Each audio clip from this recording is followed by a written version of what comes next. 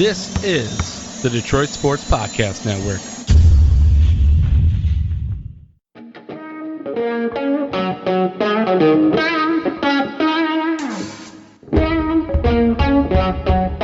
The biggest icon in podcasting.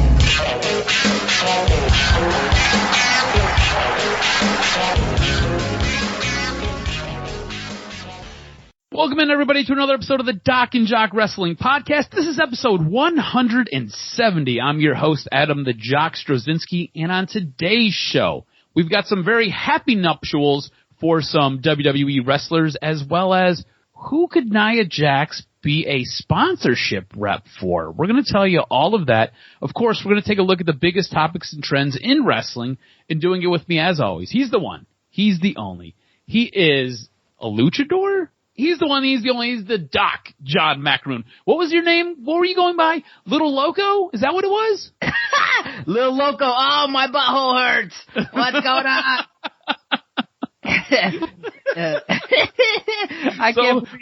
So to lift the veil on everything, Doc has been getting Lucha Libre masks sent to his house for the last week. Like, one shows up every day. How many do you have at this point? Now I got 4. You've got 4, okay. I think 1 or 2 more coming, and they're all different kinds. I love it. So when I saw it online, I'm like, wait, these are $20?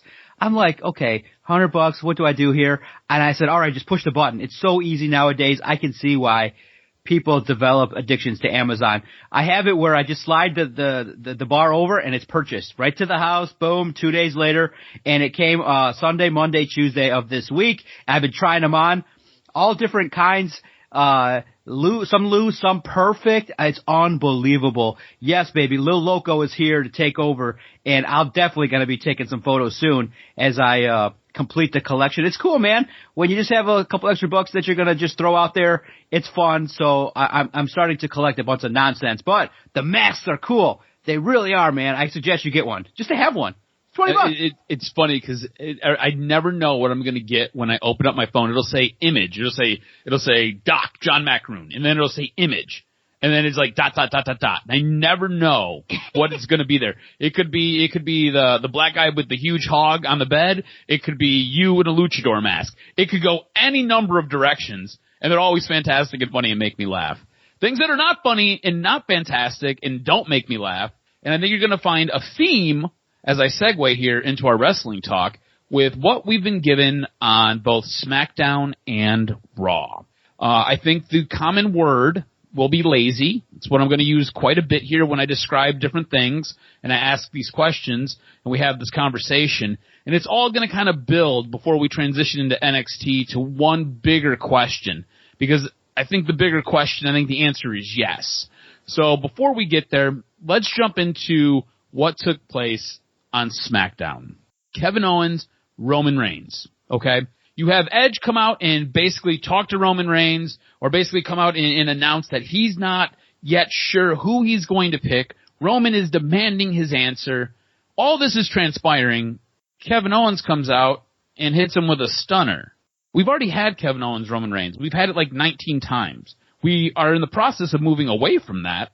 You totally undercut probably the match that everybody wants to see at WrestleMania, with Edge taking on Roman Reigns, by inserting Kevin Owens yet again and then spinning that angle off towards another Kevin Owens Roman Reigns story. To me, it just feels like it's lazy creative. You don't necessarily know what to do with Kevin Owens. You're not 100% sold that Edge versus Roman Reigns is the direction you want to go in, and we're going to kind of get into a little bit more of that with what transpired on Monday Night Raw. But to me, it feels like you have a creative team that is a couple of things. One, either A, they are afraid to make a mistake with what they want to propose. 2, they can't come up with anything new. 3, they just don't believe either in themselves or in the wrestlers that are in the back. And 4, Vince is in control of everything, and he's absolutely senile. It is one of those 4 things. Maybe it's a combination of those things, but I felt like what I got from SmackDown, which has been a show that has been fantastic as of late, I felt like it was very, very lazy. I was not impressed either, my friend, and it just goes to show you that when you don't develop proper talent at the mid-card level and at the top, this is what happens. You get a match that's played out far too long, and that probably is not the biggest draw. Everybody wants to see Edge take on Roman Reigns. Just give it to us. Start the build. So you're saying that you're going to head into WrestleMania and still not decide, you're going to really delay everything with the Elimination Chamber? It's just done. Make Edge decide to fight Roman Reigns. Let Kevin Owens move on to something else. And to have it go this way, I sense your disappointment. I felt the same way. Yeah, it just doesn't work. It absolutely doesn't. Same thing with Bianca Belair. So she comes out, she teases who her WrestleMania opponent's going to be. And again, it's weird to me that it seems like both Royal Rumble contestants or both Royal Rumble winners should be challenging SmackDown champions. But Bianca Belair, Sasha Banks, it's obviously the best option. Like, let these two women go in that ring and tear the freaking house down. I could make the argument that those two should be the main event, like not the co-main event, like the main event, because you know that it'll be a fantastic match. It will tell a story in the ring. It will get you so damn invested, and you will be pulling for either one of them to win because they're fantastic at their job. Yet, we just kind of come out here and we're like, yeah, maybe it'll be Sasha. Maybe it'll be Asuka. Maybe it won't be either one of them. We've got the Elimination Chamber. Again, lazy creative writing when right in front of you, the best answer and the best option is obviously the Boss and Bianca Belair. How we don't go in that direction, I need you to explain it to me.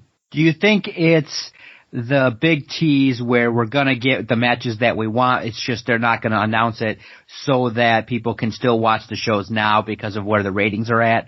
I could also make that argument that they need to kind of delay the announcement, because if you already have it set, then people will tune out until the matches take place because of how bad WWE has been doing of building up stories, that they could say, okay, it's set, then they'll just tune out until the opportunity presents itself. This way, at least you tune in to say, okay, now we get the first set of teases, and it may not be what you want, but WWE did a good job, remember, in 2019-2020 of at least delivering some moments where you could pop. So while I know you're kind of judging this based on what WWE has done, give it 1 or 2 more weeks, and I think it might unravel in the way in which you will like.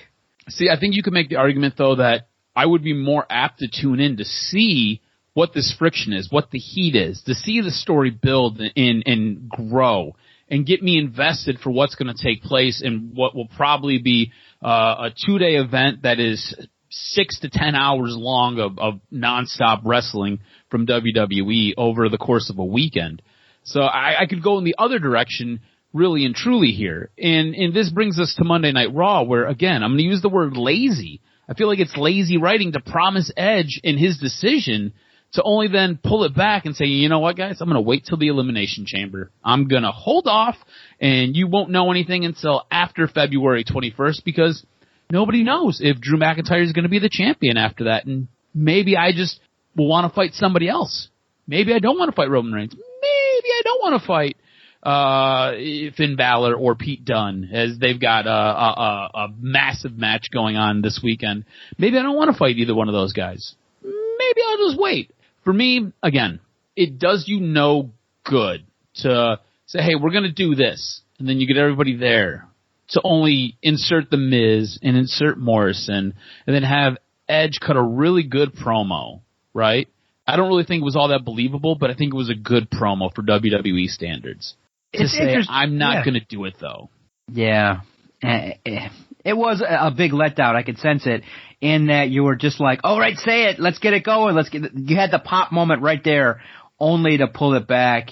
And now you have this Elimination Chamber, which I think, I mean, in the back of your mind, you always knew that there's a pay-per-view around the corner that typically kind of really kicks off the WrestleMania season, but I thought it was lazy, just like you did. It wasn't at least impressive, at least enough for wrestling fans in terms of promising the decision only to hold off.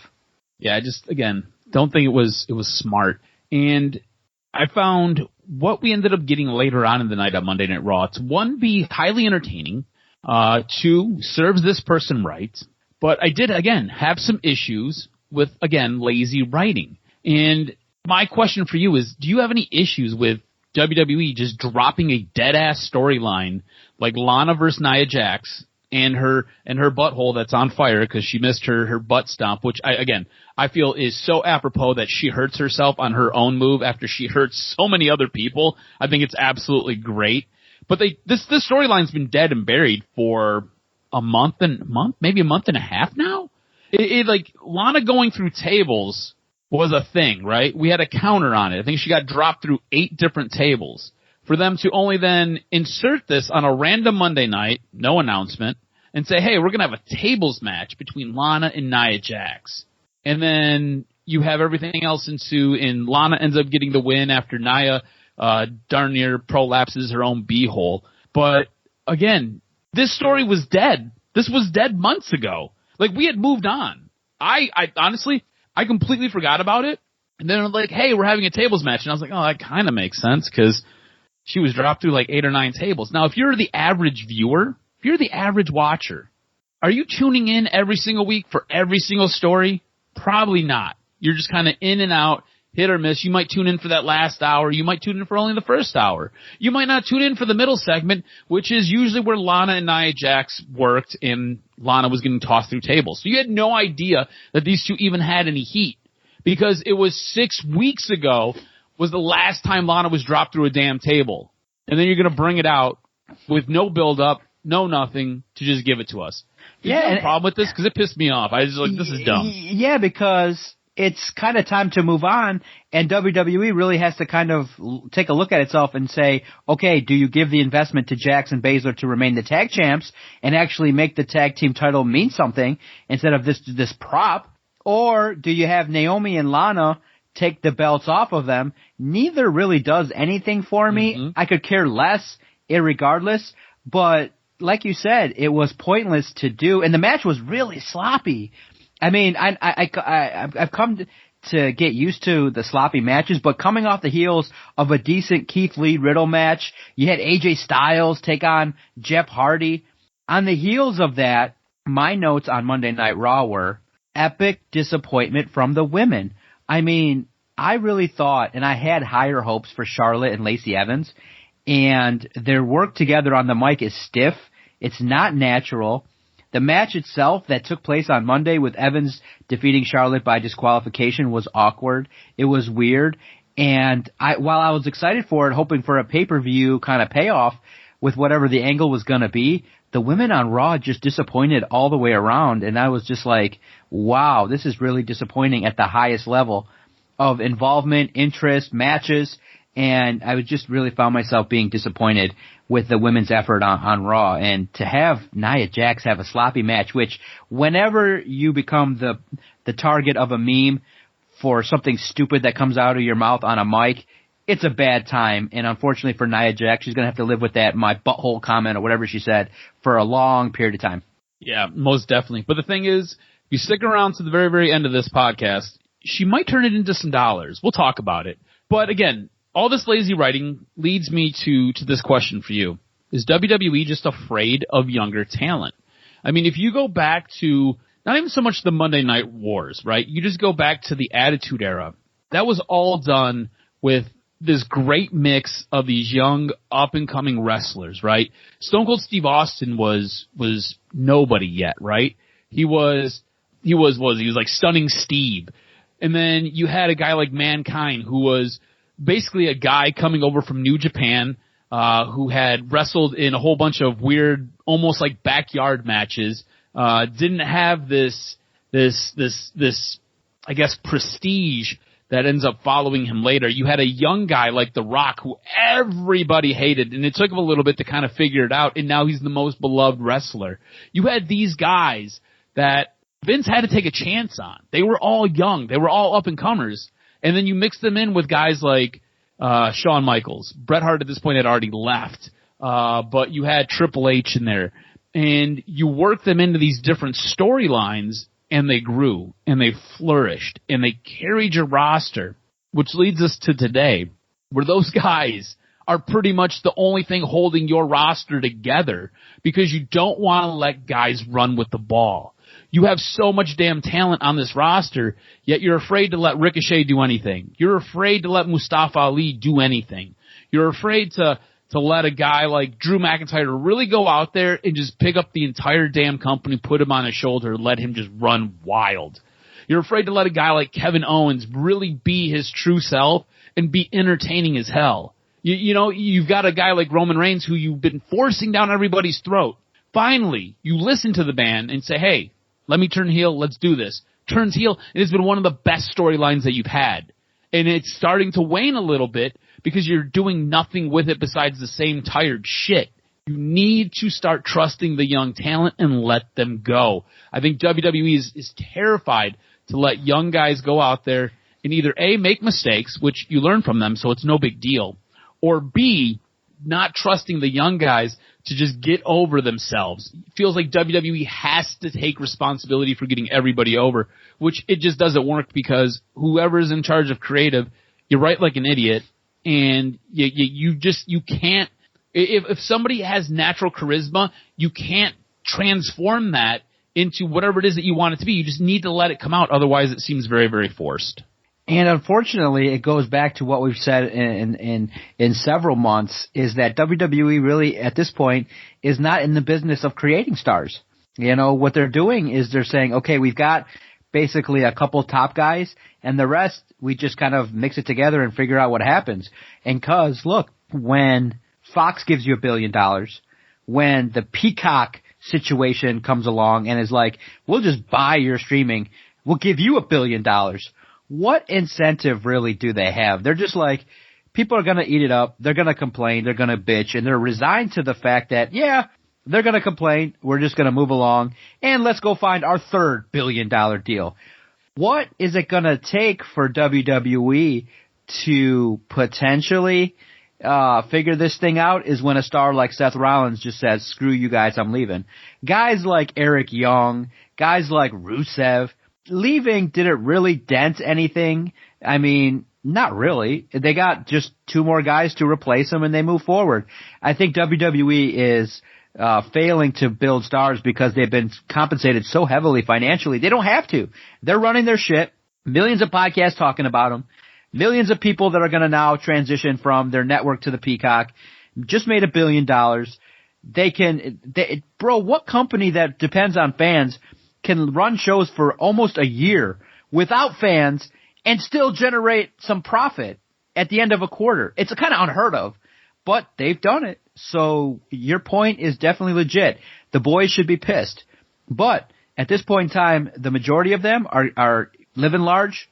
They're all fat and paid. And at this point in time, I think being the top of the card is probably the least of any of these guys' concerns at the moment. They're all happy. They're all making money. Maybe a handful of guys a year, 3 or 4, are going to be like, I'm not happy with my position. The rest, they're just going to bump around, take their money, and keep it moving. That's just the way it is. They're not building stars, and I don't think they really don't have to. What's the incentive for them? A big star is just going to command more money. So right now it kind of feels like WWE just basically put a cap on themselves and said, we're just going to keep everybody at a certain level. We'll bring people up slowly, but no one's getting shot to the moon in WWE at the moment. Nobody. You're probably right. That's probably what it is. It's just, you know, and look, Vince has said that he doesn't ever want one star to carry the company. He had that happen with Steve Austin. He had that happen with The Rock, and both those guys ended up getting hurt, and it just kind of stalls out a lot of storylines. So he just likes having like 5 or 6 guys who are basically at the upper end of the mid card. He just kind of like, oh, cool, you'll be the guy now, and now you don't have to be the guy. Somebody else can be the guy. So that's what he wants to do. And from a business standpoint, I guess that makes sense. But as a wrestling fan, it is so damn frustrating. Ooh, it's so damn frustrating, man. So speaking of big stars, NXT always seems to kind of get it right. They might have got it wrong this week, though, and I'm really interested to see how you feel about this. We talked about this a little bit last week. Karion Kross versus Santos Escobar. This, to me, felt like it had big dollars all over it, but you had to build it. You had to build it right. You had to let Escobar look incredibly strong going up against Karion Kross, because Karion Kross, obviously, huge star, right? He's going to at some point go up to Raw. He's going to go up to SmackDown. It could be very, very soon. But you had to make Escobar look as powerful as possible because Karion Kross is at this point in NXT where he can squash you like a bug. And I don't think Santos Escobar is well known enough, or maybe he just doesn't have enough match credibility, right? Because usually when I watch NXT, and I could be in the minority here, I usually watch NXT after I watch AEW. I watch AEW in its entirety. NXT is something that I generally fast forward through. Speed through commercials, I speed through slow parts and matches. All right? I want to watch the action when I bang, bang, bang. Because I have to put this show together, and we've got to do a couple other things. So it's one of those things where I need it quick. Escobar's matches over the last couple weeks, I have slowed down to watch. But I need him to feel like a bigger star when taking on a guy like Karion Kross. Instead, we're going to get this match next week. I felt like they should have prolonged this. We should have had a bit of a bigger build, and you really should have made Escobar look like a huge star. So when Karion Kross beats him on the way out the door, it doesn't hurt him at all. Because Escobar's not beating Kross, right? Right, no way. And what you're seeing is a ratings battle probably causing WWE to make a quick and rash decision, like you said, taking the short-term approach instead of the long-term approach. So I agree with you absolutely. Kind of felt like, you could have played it out further. You could have got more out of it. You could have had way more segments to devote to it, but you're going to have a match, and it'll be interesting to see how it plays forward. NXT, I thought was great. Outside of the Cameron Grimes segment, didn't like it. Just kind of felt out of place, out of whack. Especially, Bro, he's got Dogcoin. I know. What the hell's Dogcoin? Supposed to be Dogecoin. Right. Oh man, I was thinking like, okay, on the heels of Austin Theory, Kushida, it was a good matchup. You had, I felt like a real quality segment with the Women's Dusty Classic and how that's going on. The intro was pretty good. And my notes here for NXT was, my question was, what is your take on MSK at this point in time? I think that they're kind of emerging into something where you go, oh, you know what? There's something there, and they got the victory, and I said to myself, okay, this could be something that if worked properly, they can be, continuously featured and maybe even elevated to something substantial here. What are your thoughts on MSK? I think MSK they basically have a rocket strapped to their back right now. Yeah. And I think if WWE does it right, doesn't screw it up, I think what you're saying is true. I think this could be the next big tag team, either in NXT or coming out of NXT, depending on how quickly they move. But it's going to be one of those things where WWE does this thing where they really like to break up tag teams. These guys are so well suited. They've done such good work either on the indie scene or in Impact to get to this point.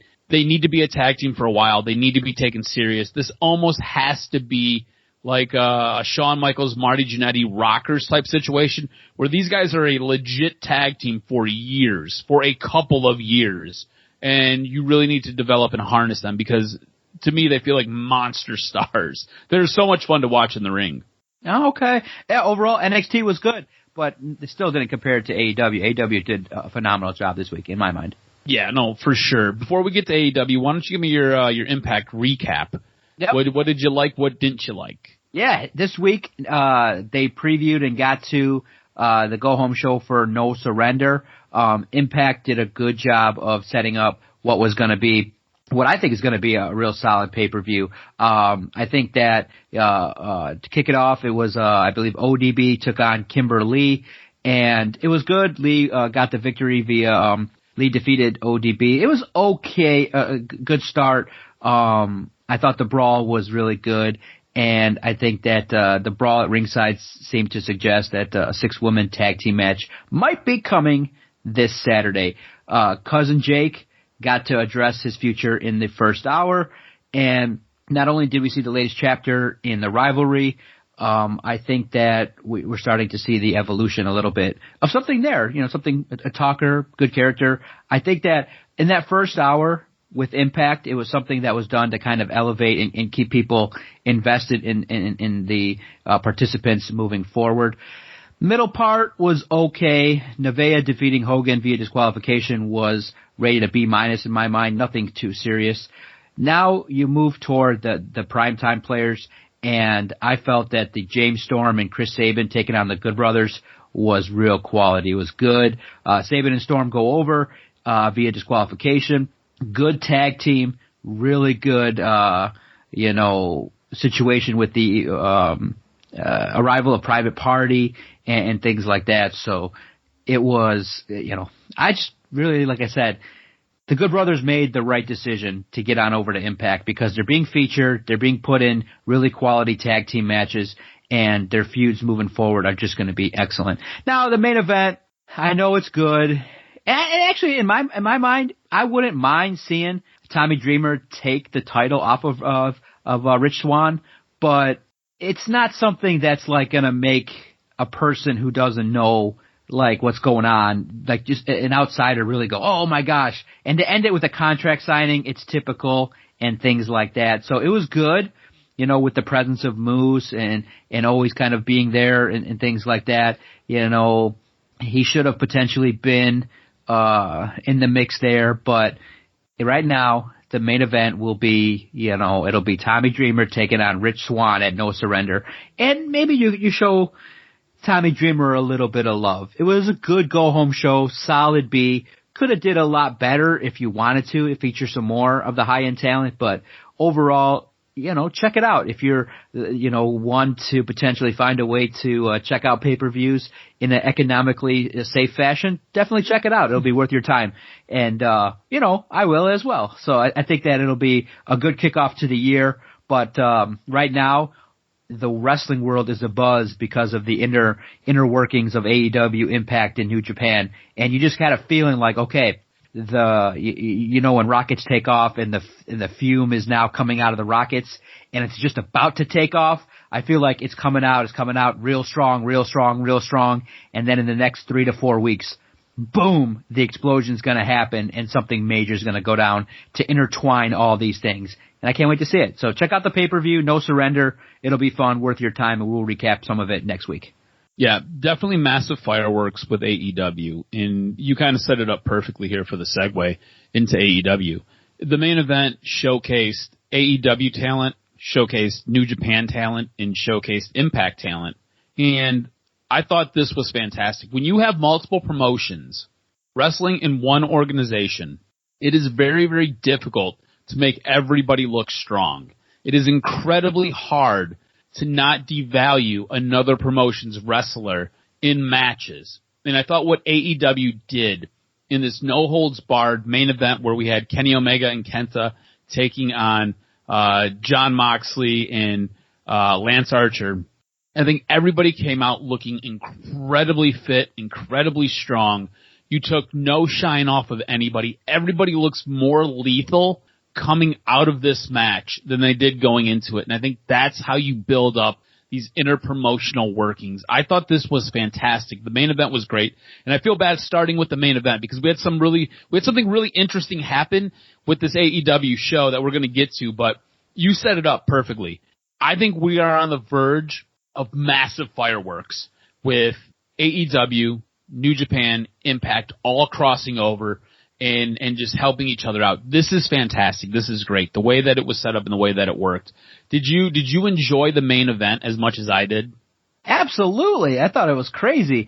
I thought there were great things going on. I felt like Jon Moxley was just lighting it all over the place. I mean, I understand those that might say, well, matches going all over the place are crazy and things like that, but hey, Jon Moxley held his own, and I just thought that, his vicious side always comes out. He always delivers, and why not have a great brawl with Kenta and have a great opportunity to kind of display the physicality. I at first was concerned that potentially he would come up looking small, but he held his own, and the dude, despite his size limitation, dude's vicious. Absolutely. He's a danger, for sure. Now, something else that I don't think we may be seen or even expected to happen as soon as it did, as soon as this week. Sammy Guevara quit the Inner Circle. Quit. Didn't leave. Quit. I'm out. Walked out the back door. Said, hey, I need some time away. I got to kind of figure some things out. I'm done. I quit. Was this weird to you, the way that this happened? Him quitting is strange to me. Normally when a guy leaves a group, especially a founding member leaves a group, there's usually some type of a fight. some type of a wrestling match, some type of this exact moment is when the straw broke the camel's back. Don't necessarily felt like we got that with this. It's a little bit weird. I'm interested in this because I think it's good storytelling. I'm interested to see what happens next week because I don't believe Sammy Guevara is taking time away from the business. He might be, but I don't believe that. I haven't heard any of that. I don't have any of that in my news and notes. I don't have any inside scoops. So I thought it was a little bit strange for it to play out this way. Did you think it was kind of weird? I kind of did. It kind of felt like a flat run, basically. You had him in there and it didn't really amount to much. So wouldn't you have maybe, I think you and I are more used to when a faction starts to wear out or someone's not part of it, they get beat out. They don't just walk out. So it's almost like you get jumped in, you get jumped out. Yeah, and so for him to go out that way was kind of soft. Yeah, it just was like, okay, now it was probably the right thing for him in order to evolve as a character and to get away from a group faction. Sammy Guevara is going to be fine. It just was a terrible run and something to soon forget. Yeah, it was just kind of weird. Look, he's gonna be fine. It's just I'm interested to see where this story goes. Obviously, he has heat with MJF, not in real life, in story. So it'll be interesting to see how they play this out and to see kind of what happens. As far as AEW goes, anything else that really caught your eye that you were really interested in?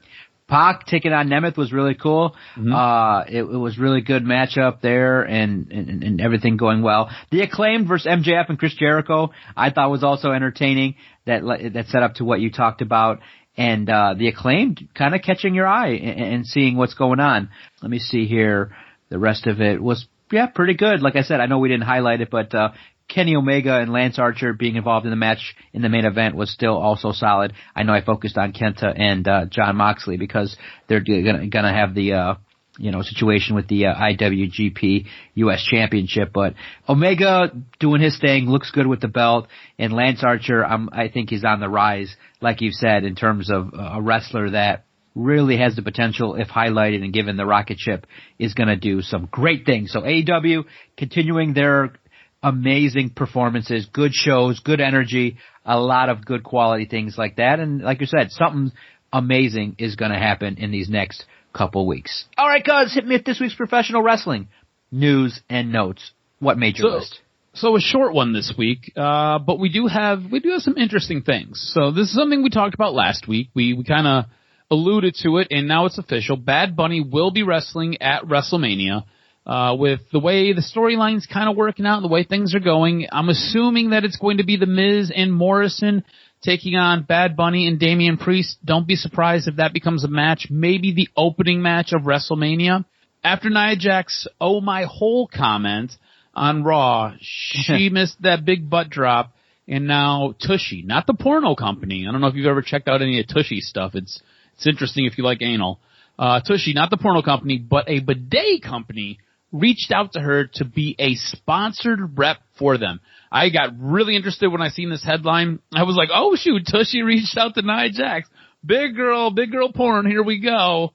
Probably not a good look. I definitely won't be checking that out. And then I kind of did a little bit of research and I was like, oh no, it's a bidet company. And they want her for the spray in the butt to get it clean. So there's that. And finally, Mia Yim and Keith Lee have announced their engagement. They did it on Twitter on Thursday evening. So Mia Yim and Keith Lee, if you didn't know, they've been an item for a minute now.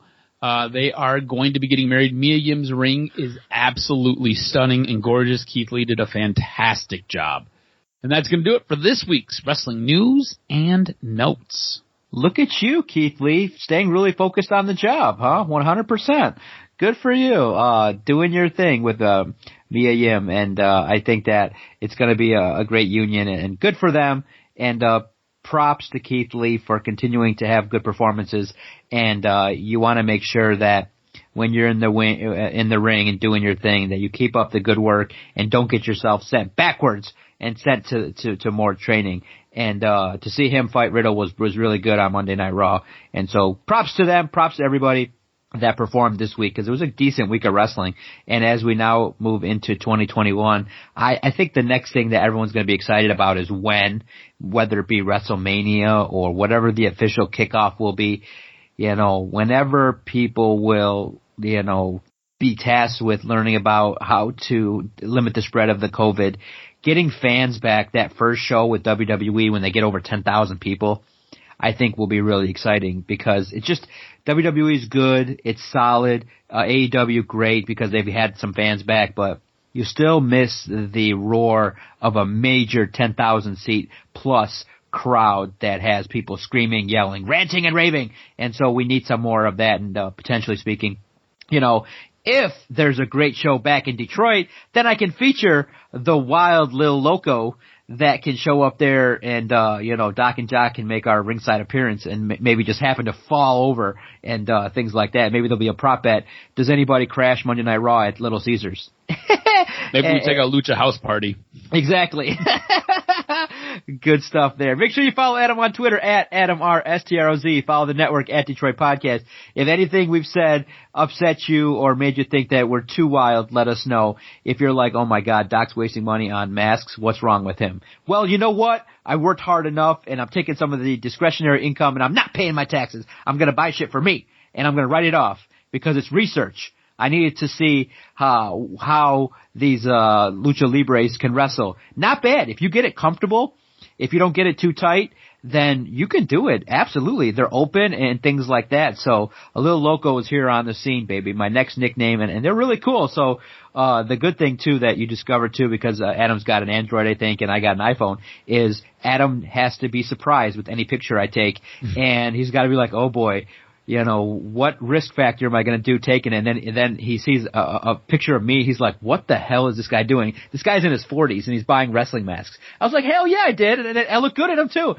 Some better than others, some more comfy than others. And I think too, it's fun too when you got kids, you can, throw them in there and have a good time, take some photos. All for the gram and all for the pod, baby. Thank you guys so much. I appreciate it. I always love breaking down wrestling with Cuz. Make sure you stay tuned to the latest edition of the DocNJock Wrestling Podcast. Much love, Cuz. We'll talk soon. Sounds good, brother. Be good.